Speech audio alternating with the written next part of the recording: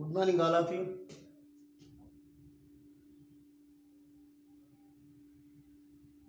గత క్లాసులో మనము వివిధ రకాల అంశాలను చర్చించాము. ఈరోజు ప్రాథమిక హక్కులు పై ఒక వ్యాసం రాయండి. Write about essay and fundamental rights. ప్రాథమిక హక్కుల గురించి ఒక వ్యాసము రాయండి. ప్రాథమిక హక్కులకి మూలం ఏమిటి అనే అంశాన్ని మనం చూసినట్లయితే కొంచెం పరిచయం చేద్దామండి. ఇంట్రొడక్షన్. ప్రాథమిక హక్కులు అంటే మనం ఇంగ్లీష్లో ఏమంటామంటే రైట్స్గా పరిగణిస్తుంది. ఫండమెంటల్ రైట్స్ ఇవి భారతదేశంలోని పౌరులకు మాత్రమే చెల్లుబాటు కాబడిన సూత్రాల సముదాయము. The Indian citizen or citizen are valuable. It is justifiable. That is called fundamental rights.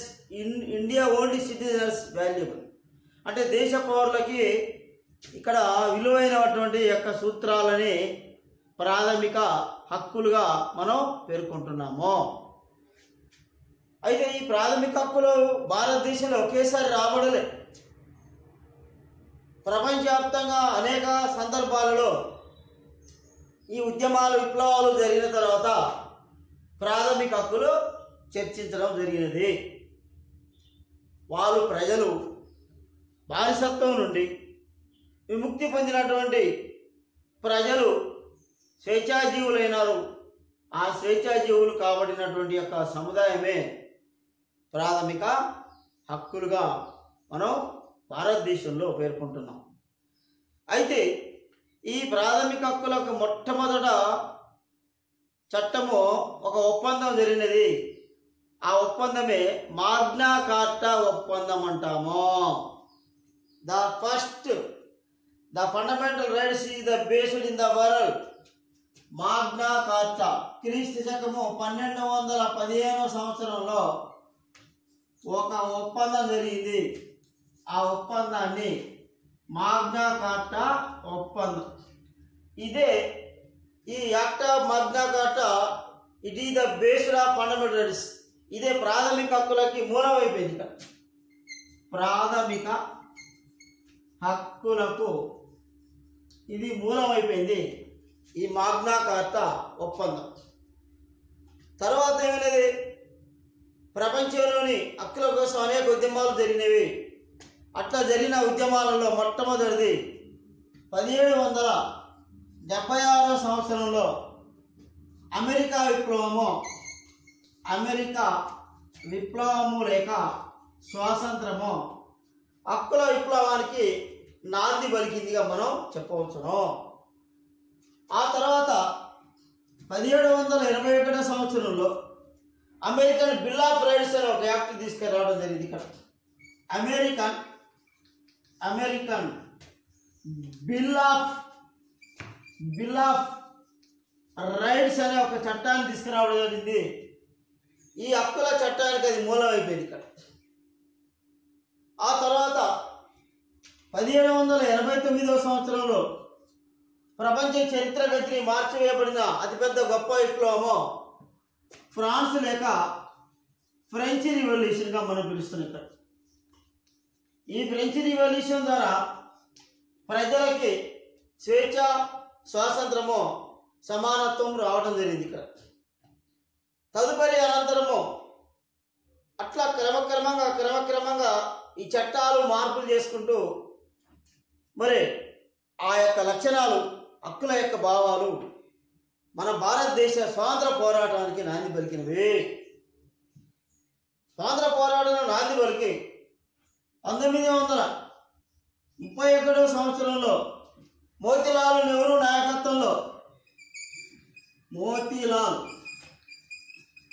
నాయకత్వంలో ఒక హక్కుల కమిటీని ఏర్పాటు చేయబడింది. హక్కుల కమిటీ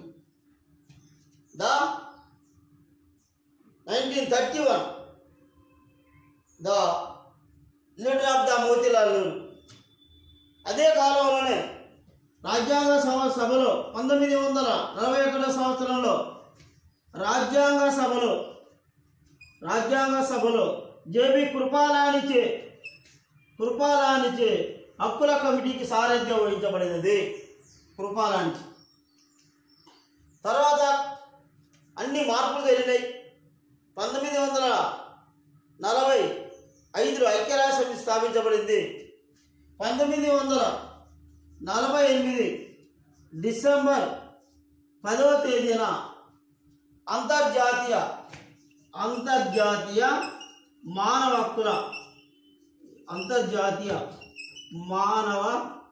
హక్కుల దినోత్సవాన్ని జరపాలని ప్రపంచంలోని అనేక రాజ్యాలకు ఐక్యరాజ్య సమితి పిలుపునివ్వడం జరిగినది. ఆ యొక్క పిలుపునివ్వబడిన ఒక రోజు డిసెంబర్ 10, 1948. దీనిని విశ్వ మానవ హక్కుల ప్రకటనగా పిలుస్తారు. Universal or international humans rights day. ఇది డిసెంబర్ 10 మొత్తం ప్రపంచానికి అంతర్జాతీయ మానవ హక్కుల దినోత్సవాన్ని 1948 డిసెంబర్ 10లో ఐక్యరాజ్య సమితి ప్రపంచ రాజ్యాలకు పిలుపునివ్వడం జరిగింది. నేటికి డిసెంబర్ 10 అంతర్జాతీయ మానవ హక్కుల దినోత్సవంగా ప్రపంచంలోని అనేక రాజ్యాలు నేడు పాటించబడుతున్నది. 1945లో ఎప్పుడైతే ప్రపంచ రాజ్యాల శాంతి కోసం ఐక్యరాజ్య సమితిని ఎప్పుడైతే స్థాపించామో, ఆ స్థాపించబడిన ఐక్యరాజ్య సమితి ద్వారా హక్కుల కోసము అన్ని రాజ్యాలకి ఒక మూలం అయిపోయింది. ఆ మూలమే 1948 December 10 universal international human rights day. Every year the conducting the all countries in the throughout world. మొత్తం ప్రపంచం అంతా కూడా అంతర్జాతీయంగా మానవ హక్కుల దినోత్సవం జరపాలని అన్ని రాజ్యాలు గ్రహించడంతో, పిలుపునివ్వడంతో ఐక్యరాజ్య సమితి నేటికి అంతర్జాతీయ మానవ హక్కుల దినోత్సవంగా పాటించడం జరుగుతున్నది. ఇట్లా క్రమక్రమంగా అనేక చట్టాలు, అనేక ఒప్పందాలు ఏర్పాటు చేయబడిన తర్వాత భారతదేశ స్వాతంత్ర పోరాటంలో కీలక పాత్ర పోషించబడినవి హక్కుల కోసం. పరాయి పాలన నుండి విముక్తి పొంది రాజ్యాల మధ్య హక్కుల కోసం ఉద్యమాలు జరుగుతున్నటువంటి దేశాలలో ఒక దేశమైన మన భారతదేశం కూడా హక్కుల కోసం ఉద్యమాలు జరిగి 1949వ సంవత్సరంలో రాజ్యాంగ ముసాయిదా కమిటీని ఆమోదించబడిన తర్వాత 1950 జనవరి 26వ తేదీన భారత రాజ్యాంగం అమలులోకి రావడం జరిగింది. ఈ భారత రాజ్యాంగం అమలులోకి వచ్చిన తర్వాత మన భారతదేశంలో ప్రాథమిక హక్కులను చేర్చడం జరిగింది. The recommended the Indian constitution, the recommended Indian Constitution, the implementation, the established fundamental rights. అంటే ఉత్త హక్కులు కాదండి, ప్రపంచంలో కాదు, మన ఒక భారతదేశానికి మాత్రమే ఈ హక్కులు కలిగి ఉన్నవి, భారతీయులకు మాత్రమే ఏర్పాటు చేయబడినవి, భారతీయులకు మాత్రమే స్వేచ్ఛగా ఉండబడిన హక్కులనే ప్రాథమిక హక్కులు లేదా ఫండమెంటల్ రైట్స్గా మనం పిలుస్తున్నాము. అంటే ఈ హక్కులు ప్రపంచ రాజ్యాలలో భారతదేశంలో కూడా అత్యంత ప్రధానమైన హక్కులుగా మనం పేర్కొంటున్నాము. ఇట్లా క్రమక్రమంగా వృద్ధి చెంది చివరికి భారతీయ ప్రజలు స్వేచ్ఛాజీవులు కావడానికి ప్రాథమిక హక్కులు ఏర్పాటు చేసుకున్నారు. భారత రాజ్యాంగంలో మనం పేర్కొనవచ్చును. అయితే మరి ఈ ప్రాథమిక హక్కులు అంటే ఏమిటి అనే అంశాన్ని మనం చూసినట్లయితే, మరి ప్రాథమిక హక్కులు ఎక్కడి నుంచి రాబడినాయి అనే అంశాన్ని చూసినట్లయితే, ప్రాథమిక హక్కులు భారత రాజ్యాంగ నిర్మాతలు అమెరికా రాజ్యాంగం నుండి గ్రహించారు. ఇక్కడ the Indian constitution is taken by American constitution, the fundamental rights. వీటిని ప్రాథమిక హక్కులు భారత రాజ్యాంగంలో మూడవ భాగమందు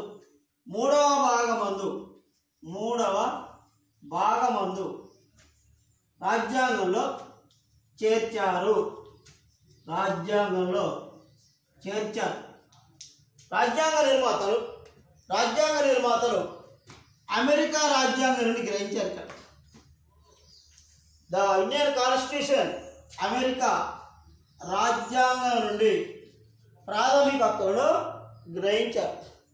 అయితే 12 నిబంధనలు లేదా ఆర్టికల్స్ 12 నిబంధనల నుండి 35 నిబంధనల వరకు means articles 12 to 35 articles it was the formation fundamental rights.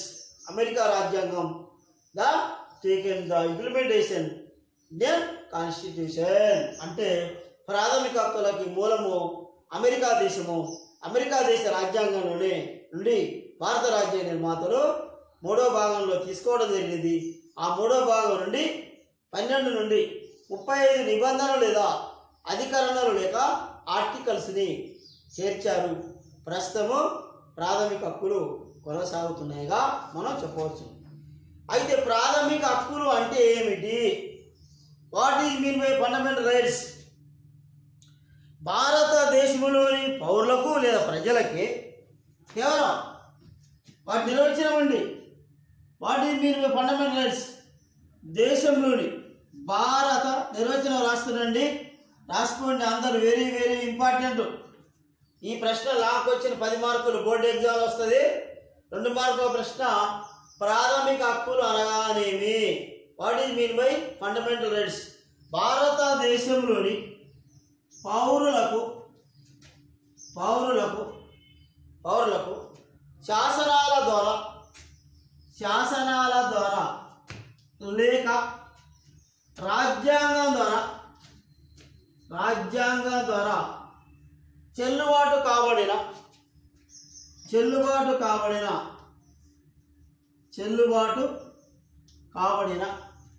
న్యాయ సూత్రాల సముదాయమును ప్రాథమిక హక్కులు అంటారు. లేదా న్యాయస్థానాల ద్వారా చెల్లుబాటు కాబడిన నియమావళి. ఇది the justifiable by law, the rules and regulations. న్యాయస్థానాల ద్వారా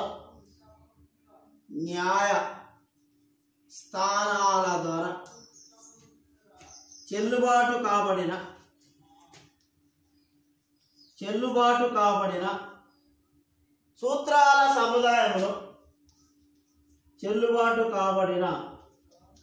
సూత్రాల సముదాయమును ప్రాథమిక హక్కులు అంటారు. It is justifiable by law, the group of principles. ప్రాథమిక హక్కులు అంటే what is mean by fundamental rights? The fundamental rights, it is only Indian citizens, not only other countries citizens. It is only Indian citizens.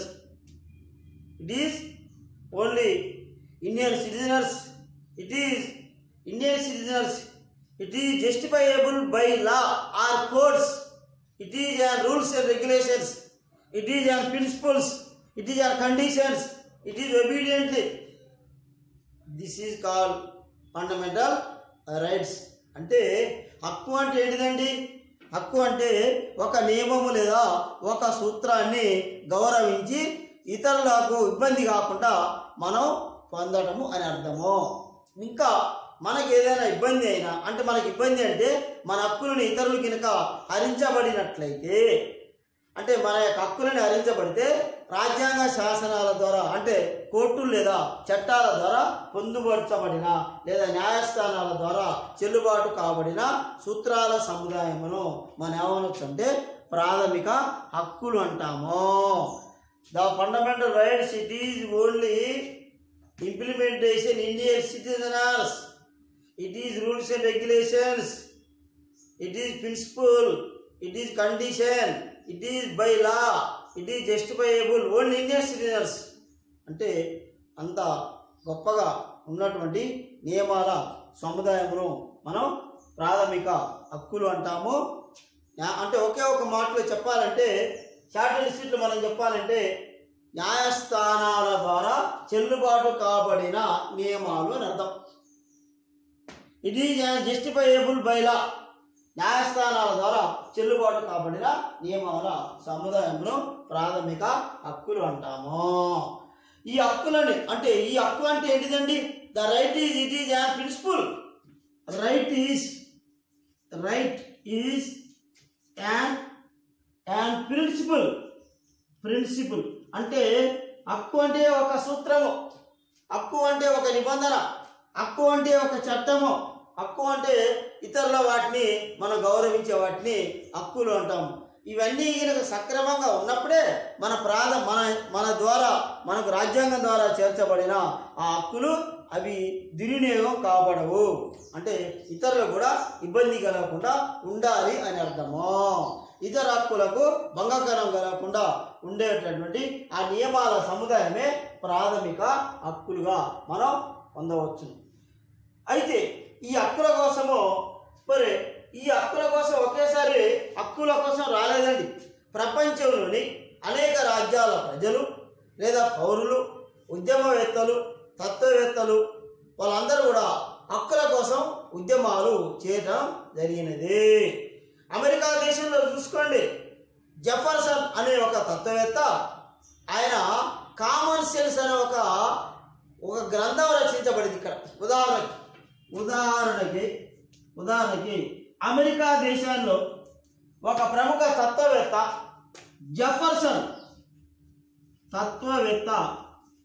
Jefferson అనే సిద్ధాంతకారుడు Jefferson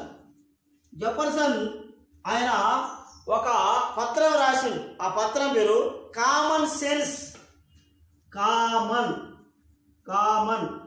sense. తెలుగులో దాని ఏమంటే ఇంగిత జ్ఞానము అని అర్థం. ఇక్కడ ఏమంటామండి? ఇంగిత జ్ఞానము. ఈ ఇంగిత జ్ఞానం అనేటువంటి ఆ పత్రమే చివరికి ఏమైనది, అది ఒక చట్టం అయిపోయినది. అదే వారికి హక్కుల పత్రం అయిపోయింది. ఏ దేశంలో? అమెరికా దేశంలో. అంటే అమెరికా దేశ ప్రజలు ఒకేసారి రాబడలేదు. ఆ దేశము కూడా ఉద్యమాల ద్వారా ప్రజలు సాధించబడినటువంటి ఆ సూత్రాలని వాళ్ళు కూడా సాధించుకున్నారు అమెరికా దేశంలో. ఉదాహరణ చెప్తున్నాను.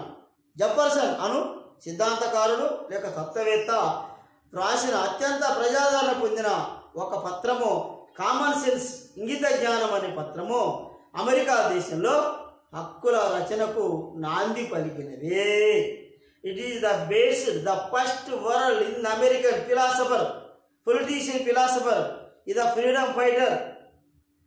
Jefferson is wrote about common sense is a paper in the American rights, fundamental rights in America. అంటే ఆయన రాసిన ఒక ఇంగిత జ్ఞానం అనే పత్రమే హక్కుల పత్రానికి మూల స్తంభమైందిగా మనం పేర్కొనవచ్చును.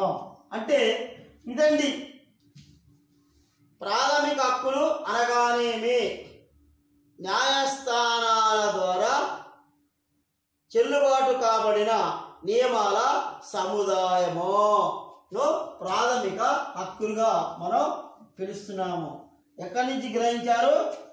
అమెరికా రాజ్యాంగం నుండి ప్రాథమిక హక్కులని భారత రాజ్యాంగ నిర్మాతలు చేర్చబడింది.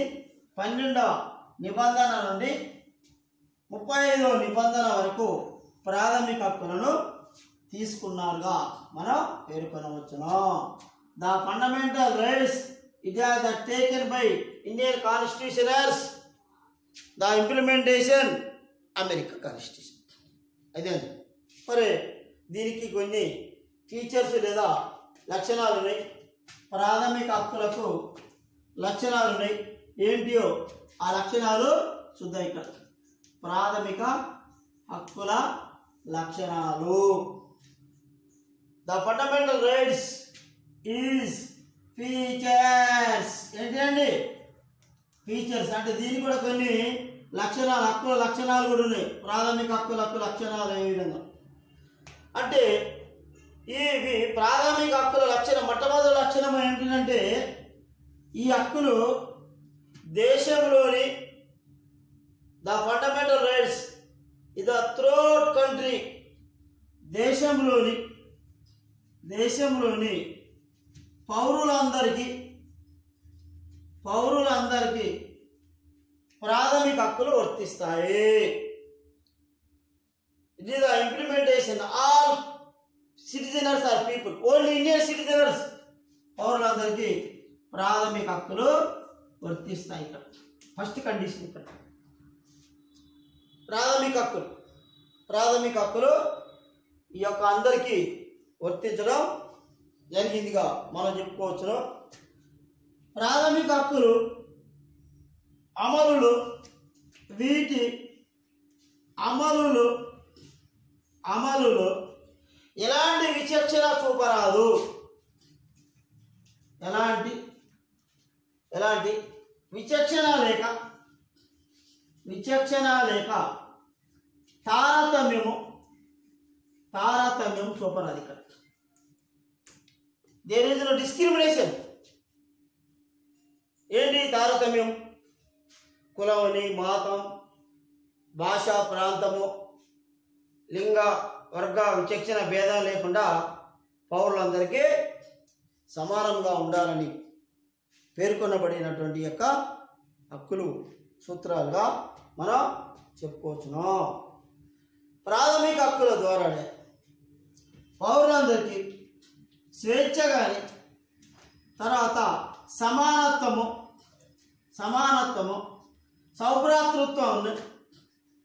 సౌభ్రాతృత్వాన్ని పొందడానికి అవకాశం ఉంది. స్వేచ్ఛ అంటే ప్రాథమిక హక్కులు అంటే స్వేచ్ఛ. దీని ద్వారానే సమానత్వాన్ని, స్వేచ్ఛను, సౌభ్రాతృత్వాన్ని ప్రాథమిక హక్కులు వర్తిస్తాయి. అంటే మనం పొందడం జరుగుతున్నది.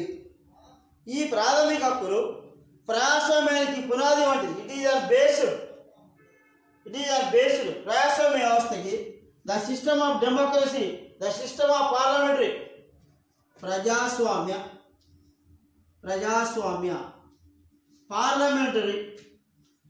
పార్లమెంటరీ వ్యవస్థకి ప్రాథమిక హక్కులు మూలాధారము. The sources of the democracy system and parliamentary system, it is the source of the fundamental rights. ప్రాథమిక హక్కులు ఉన్నాయంటే అవి ప్రజాస్వామ్య దేశాలలో, పార్లమెంటరీ వ్యవస్థ దేశాలలో ఇంకా ఇది బాగా విజయవంతం కావడానికి అవకాశం ఉంటున్నదిగా మనం పేర్కొనవచ్చును. ప్రాథమిక హక్కులను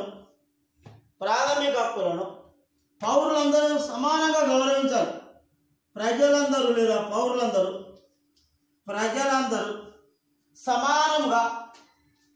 సమానంగా గౌరవించుకోవాలి. All members are equal respect.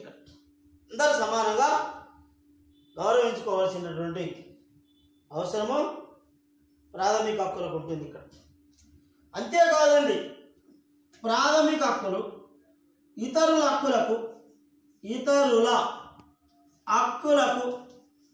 హక్కులకు భంగకరం కలిగించరాదు. డిజోబీడియంట్ ద అదర్ మెంబర్స్, ఇతరులకు భంగం కలిగించరాదు. ఇక్కడ the fundamental rights it is disobedient. అట్లా కలిగించినట్లయితే మరి అంటే ఇతరులకు ఇబ్బంది కలిగినట్లయితే శాసనాల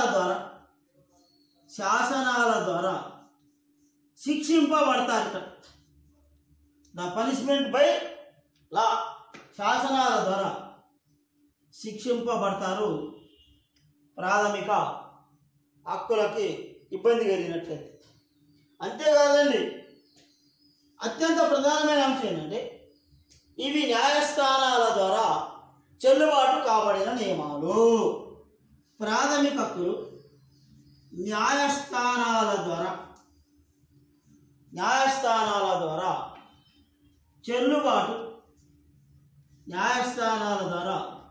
చెల్లుబాటు కాబడినవి. It is by justifiable by అంటే చట్టం ఉన్నది న్యాయస్థానాల ద్వారా చెల్లుబాటు కాబడినటువంటి సూత్రాల సముదాయం. అంటే మనం ఒక మాటలో చెప్పాలంటే ప్రాథమిక హక్కులు ఏ దేశాన్ని గ్రహించామండి? అమెరికా రాజ్యాంగం. నిబంధనలు ఎంత? 12 నుండి 35 నిబంధన. ఏ భాగంలో చేర్చామో 3వ భాగంలో చేర్చాము. వీటిని అమెరికా రాజ్యాంగం నుండి గ్రహించబడినది ప్రాథమిక హక్కులు. 3వ భాగంలో ద థర్డ్ చాప్టర్ 3వ భాగమందు 3వ భాగంలో 12 నుండి ఆర్టికల్ 12 నుండి 35 నిబంధనల వరకు వీటిని ప్రాథమిక హక్కులను చేర్చడం జరిగినది. ప్రాథమిక హక్కుల లక్షణాలు పేర్కొనండి. ఈ ప్రశ్న వెరీ వెరీ ఇంపార్టెంట్. హక్కుల లక్షణాలు రాయండి. ఏవేని 4 అంశాలు రాస్తే 2 మార్కుల ప్రశ్నమా. మీకు నచ్చినటువంటి ఏవైనా 4 అంశాలు కానీ 2 అంశాలు కానీ మనం రాసినట్లయితే 2 మార్కుల ప్రశ్నకి వస్తున్నది. 5 మార్కుల ప్రశ్నలు ఉన్నది. ప్రధానంగా 2 మార్కుల ప్రశ్నలు ఉన్నది. ఇలా మీకు నచ్చినటువంటి ఏవైనా ఒక 2 అంశాలు రాసుకోవచ్చును. అయితే ఈ ప్రాథమిక హక్కులు ఈ దేశ పౌరులకు మాత్రం వర్తిస్తాయి, విదేశీయులకు వర్తించవండి. ఎందుకంటే విదేశీయులు తాత్కాలికంగా ఇక్కడ ఉండి నివాసం ఉండిపోయేటోళ్ళే, కానీ వారికి రాజ్యాంగం ద్వారా పొందుపడవచ్చిన ప్రాథమిక హక్కులు నియమాలు కావు. కొన్ని విషయాల్లో వాళ్ళకి సడలింపులని ఇవ్వడం జరుగుతున్నది. కేవలము భారతదేశంలో ప్రజలందరికీ మాత్రము ఈ యొక్క ప్రాథమిక హక్కులు వర్తిస్తున్నాయిగా మనం చెప్పవచ్చును. The system the protection of the democracy system, the protection of the parliamentary system, it has the liberty and equality and fundamental rights, and the democratic system, the fundamental rights, it is the justifiable. Fundamental rights, it is an punishment. Fundamental rights, it is an other members the obedience. Totally the fundamental rights, we are all Indian constitutionals that taken 3rd chapter 12 to 35 articles implementation now presently fundamental rights. అంటే ప్రాథమిక హక్కులు రాజ్యాంగంలో ఇప్పుడు ప్రస్తుతము కొనసాగుతున్నాయిగా మనం పేర్కొనవచ్చును. ప్రాథమిక హక్కులు అనగానేమి? దేశంలో పౌరులందరికీ న్యాయస్థానాల ద్వారా చెల్లుబాటు కాబడిన సూత్రాల సముదాయమును ప్రాథమిక హక్కులుగా మనం చెప్పవచ్చును. అయితే ఈ ప్రాథమిక హక్కులు మరలా ఎన్ని రకాలు ఉన్నాయి అనే అంశాన్ని తర్వాత మనం పరిగణలోకి తీసుకుందామండి.